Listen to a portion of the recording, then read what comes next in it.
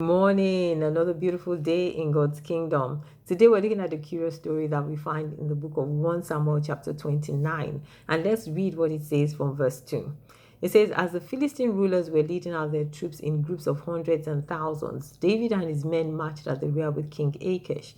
But the Philistine commanders demanded, what are these Hebrews doing here? And Achish told them, oh, this is David, the servant of King Saul of Israel. He's been with me for years, and I've never found a single fault in him from the day he arrived until today. But the Philistine commanders were angry. Send him back to the town that you've given him, they demanded. He can't go to battle with us. What if he turns against us in the battle and becomes our adversary? Is there any better way for him to reconcile himself with his master than by handing our heads over to him?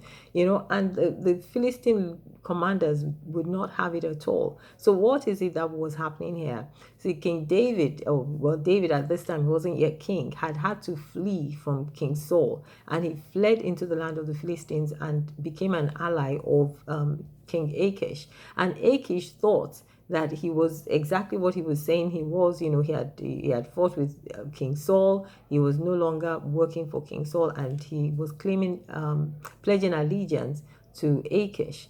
But the Philistine commanders, the other ones, came and they saw through David's story straight away. They could see that this was not true.